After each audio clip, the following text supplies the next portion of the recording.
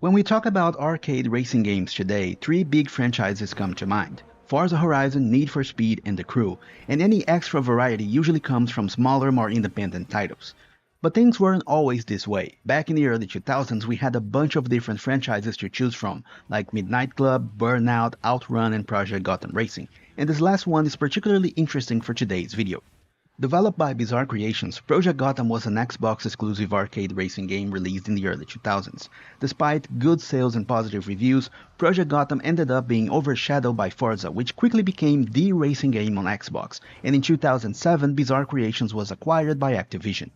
So after the last game in the series, which was Project Gotham 4, they set out to develop something new, keeping the essence of street racing games but with a twist inspired by Mario Kart. That's how Blur was born, a game that combined fast-paced street racing with combat and strategy elements, and that was released in 2010 for PlayStation 3, Xbox 360, and Windows. But just 1 year later, Bizarre Creations would be shut down. In 2013, Blur was removed from online stores, and to this day there's pretty much no hope for a sequel. To me, Blur stands as one of the most underrated games of the 7th generation, a game that had all the ingredients to become a long-standing franchise but never reached its full potential. So it's about time to revisit Blur and take a look at what made this game so special. At first glance, Blur may seem like a simple arcade racer, but beneath the surface lies a layer of depth, strategy, and a decent challenge. Developed by Bizarre Creations with their vast experience in racing games, Blur is like the result of a mix between Need for Speed and Mario Kart. The gameplay is exactly what you would expect from a great arcade racer. The controls are precise and easy to pick up, there is good freedom of movement, and there are different types of cars, ranging from off-road to drift and regular street cars for better grip. But while it may seem accessible, Blur gets more complex when you add in the combat and power-ups. The tracks are mostly in urban areas, with tight corners and obstacles along the way, so you need to brake carefully and react quickly to avoid crashing. In addition, cars have a health bar, and if your car blows up, you're gonna lose some precious time. It's not just about crossing the finish line first, either. You progress in the campaign based on your race position and how many fans you have, which helps you level up and unlock new cars. Blur takes some heavy inspiration from Mario Kart when it comes to power-ups. There were even some ads for the game at the time of its release, making a direct comparison and trying to position Blur as some sort of Mario Kart for adults. Similar to the Nintendo game, you find these items scattered around the tracks, in fixed places, but here you can carry up to 3 power-ups at once.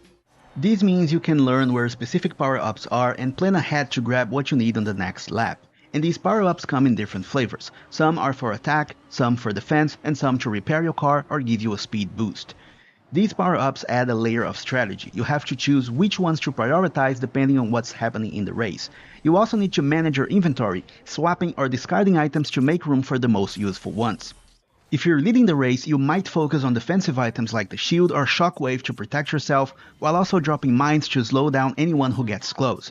But if you're in the middle of the pack, then the nitros, the missiles, and the lightning bolt will be your best allies for getting back to the lead. Regardless of your position in the race, you need to keep an eye on your car's health, making sure to repair your vehicle as needed to avoid losing some precious time if your car blows up. Now, the key to any combat-based racing game that uses power-ups is finding the right balance between items, making sure that none are overpowered or useless, and fortunately Blur gets it right.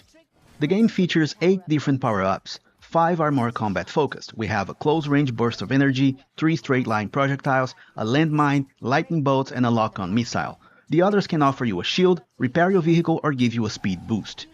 With this variety and their fixed locations, you need to pay attention not just to the race itself, but also to the power-ups around you. Managing your 3-item limit is important, and you often have to go off the ideal racing line just to grab the item you need the most. And with up to 20 cars on the track, things can get chaotic fast. Blur's campaign is pretty straightforward. There are 9 stages, each with a final boss race. You only get hints of a story in the intro scenes, but the focus is clearly on the races. To unlock new stages, you collect lights based on how well you do in each race. Finishing in the top 3 in the normal races or getting a bronze medal in destruction and checkpoint events earns you lights, and the better you rank, the more lights you get. Each stage ends with a one-on-one race against the boss, and if you win, you get to keep his car and a new mod for your vehicle. But to unlock this final race, you must complete a series of requirements. Unlike other games where it might be as simple as winning races or using different cars, Blur offers some different types of challenges. You need to use certain items, take down opponents in specific ways, and complete fan challenges, so it's worth checking the objective list beforehand and planning your strategy. And speaking of fans, pleasing the crowd is essential for leveling up. You earn fan points based on your driving style, how many opponents you take out, and by completing minigames and challenges during races. One such minigame is the Fan Portal, which appears like a power-up during races and triggers a series of checkpoints. Get through them all and you get a follower bonus at the end of the race.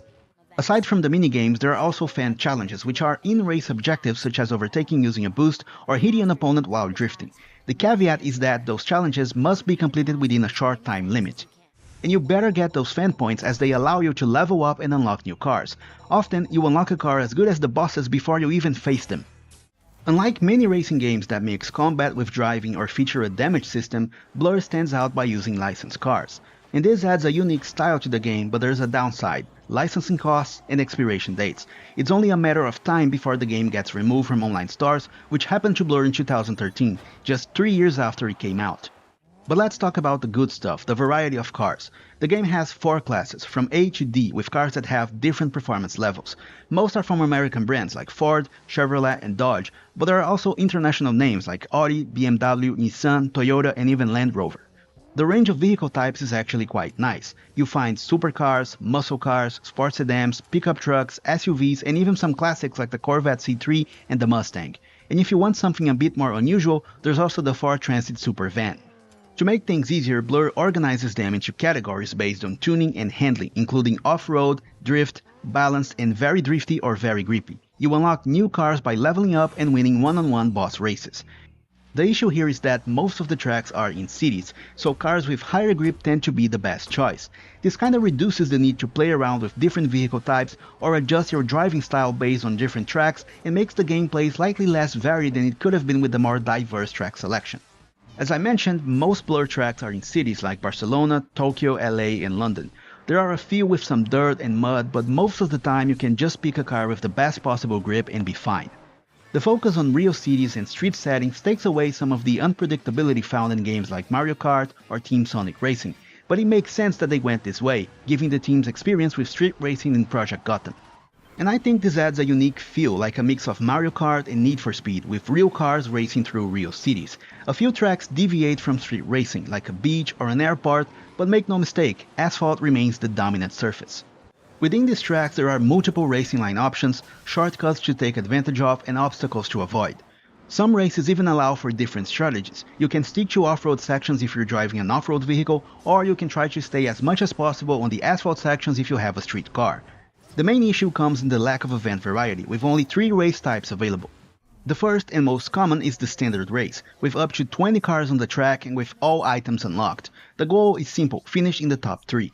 There's also the one-on-one race, where you face the boss of each level, but this time, winning is the only option. The second type is Destruction. It's a time-limited event where you earn points and extra seconds by wrecking AI cars with lightning bolts.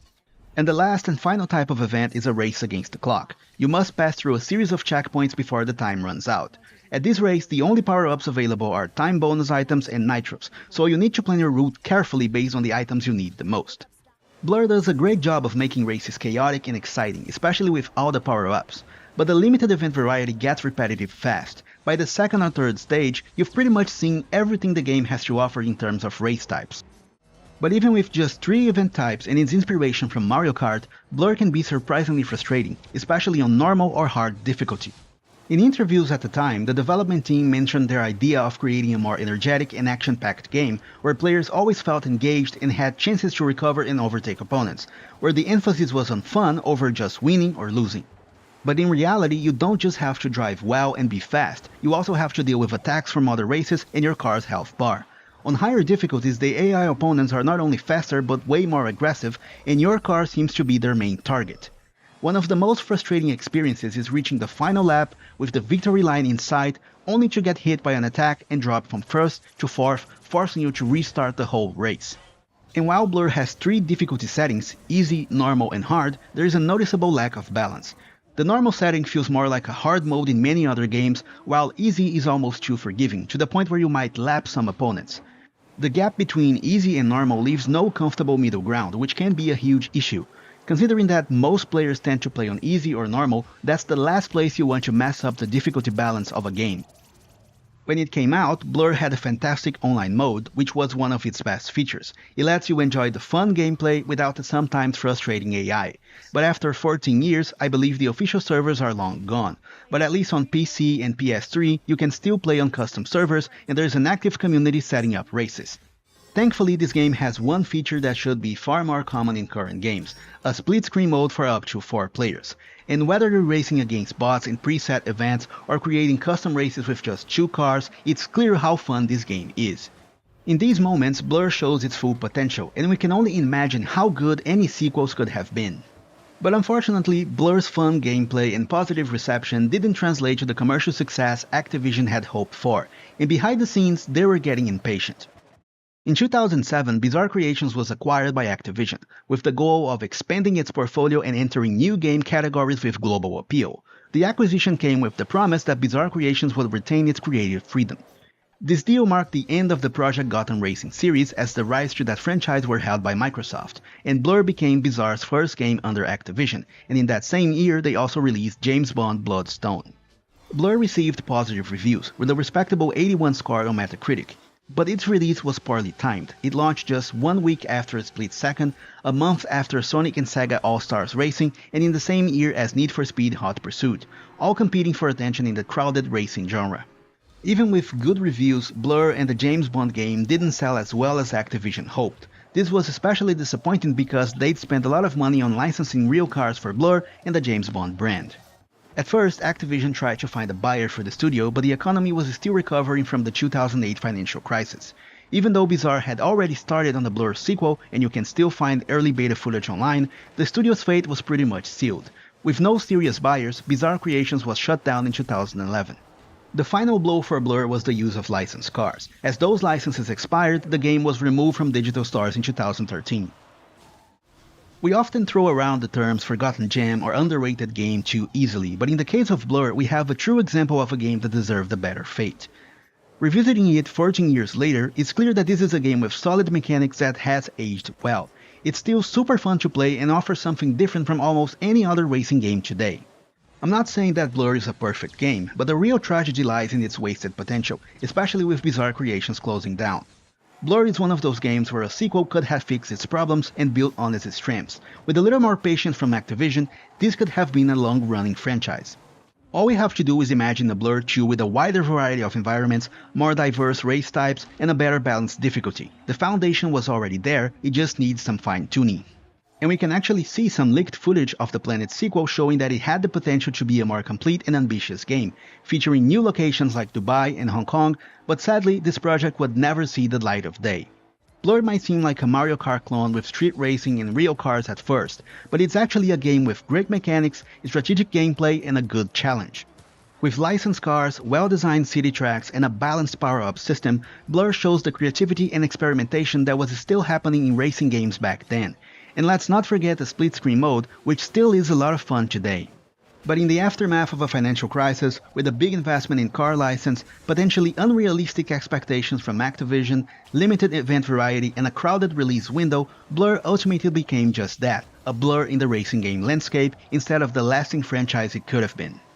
In the following years, we've seen Need for Speed struggle to find its identity, the rise of Forza Horizon, and some tough times for Gran Turismo. While Mario, Sonic, and Crash still rule the kart racing scene, it's a shame that nothing quite like Blur has been tried ever since. Thanks for watching, and if you enjoyed this video, hit that like button, leave a comment, and subscribe for more. Have a great day, and I'll see you in the next video.